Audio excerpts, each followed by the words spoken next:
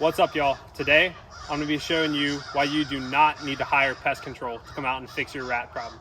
Today we're going to be looking at a few different types of rat traps. I'm going to show y'all what's best out there on the market as far as rat traps and rat poison, and we're going to go through a few useful tips and tricks on how to identify where rats or other rodents may be moving around your property and how to take them out and get rid of them once and for all. Okay, so the first trap we're going to look at here, y'all, is your classic Victor wooden and metal slap trap. You've probably seen it before. It's a pretty common trap, and as you can see, mine has had some use. I've actually not been successful with this trap though. This is not what I would recommend. It's very sensitive, so it's easily triggered, but is not going to be my first recommendation. This trap has gone off multiple times in other locations and just isn't it. It goes off and there's nothing in it. All right, y'all, the next trap we're gonna be looking at is another Victor brand rat trap. It is just a plastic and metal slap trap. It's got this pedal right here on the front that you can see, and again, pretty sensitive. It's triggered by this plastic in the back, but I will say I have not had success with this trap. It's gone off multiple times, similar to the wooden trap that I just showed, and I've even seen mouse hair between the metal bar and the base of the plastic, and there's been no rat in it. So I've probably had this one go off, I don't know, maybe 4 or 5 times. This one specifically. I've had others go off, and every single time there's nothing in it. So again, would not recommend this trap, but as you can see, I have this baited and it's ready to go. So hopefully we'll get something, but not my first recommendation.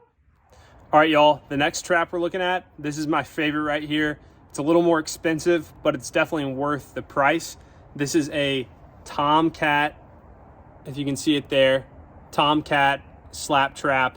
It's all plastic, but it's got these ridges on the edge here that I think really helps grip the creature when you catch it. So any kind of rodent that comes in here, these ridges are gonna kind of help grip it. You can even see here on the top, I've got some mouse hair, rat hair that I caught earlier today.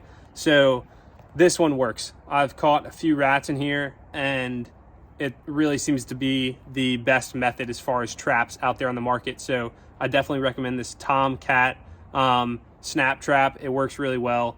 And as you can see, I got it baited, ready to go right now. So guys, I also want to show y'all this rat poison that I'm using. It is Victor brand rodent killer. It kills rats, meadow voles, mice, you name it.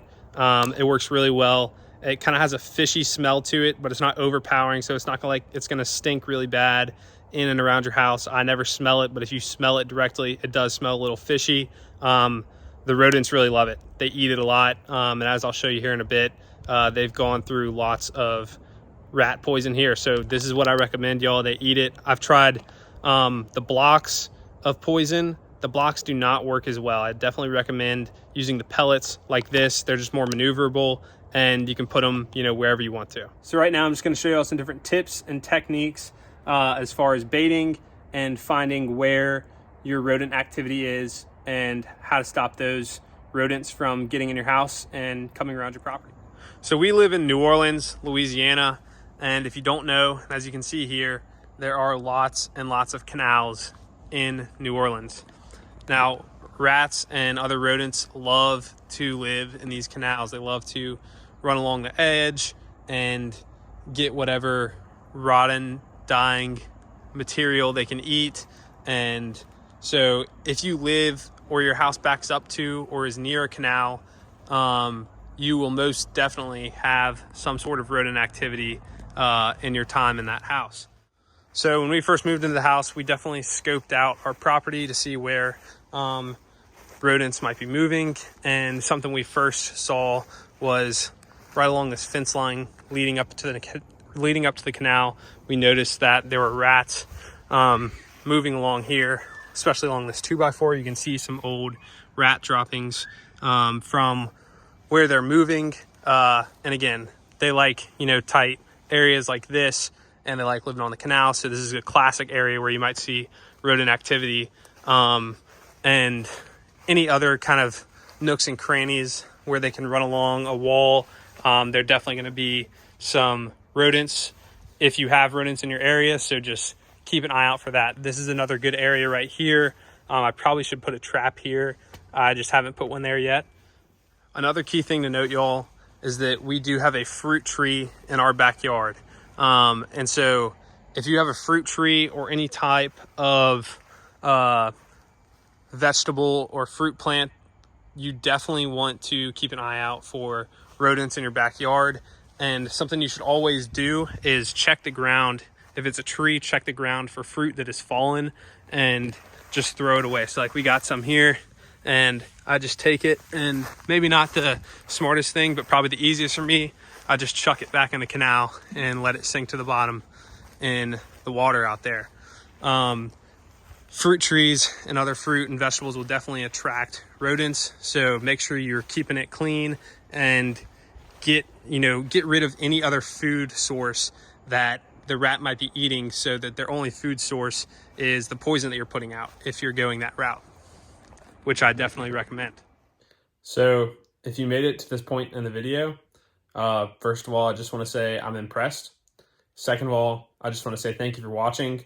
I know I committed some pretty bad cinematography failures and mistakes throughout this video, like the crows in the beginning. I know that was super annoying, but yeah, just bear with me. This is my first time doing this. I am going to show you a couple more tricks and tips that might be helpful. So yeah, just continue to watch if you want to. Just go ahead and rip me up in the comments for the poor cinematography, and smash the like button, and keep watching if you want. Thanks. All right, rapid fire. We're going right now. I talk way too much. This video is way longer than it should be. Cracks and gaps in and around your property. All right, what I did is I stuffed steel wool back in the cracks and gaps, and I filled it in with 1 inch or 2 inch gap filler. You can get this at Home Depot. The steel wool prevents the rats from chewing further and creating more holes in and around your structures. We don't have any rats in the house, but just preventive. So I would do that if you have any gaps that it looks like rats could go in. All right, poison in and around your house, just kind of put it wherever you feel like it should go. Wherever there's rat activity, you should put it.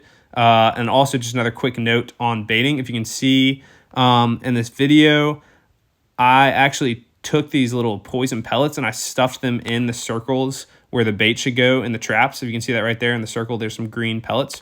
So I stuffed that in there because it actually was leading to more success for capturing rats, because they would have to kind of dig in the bait hole and kind of work harder to get out the poison.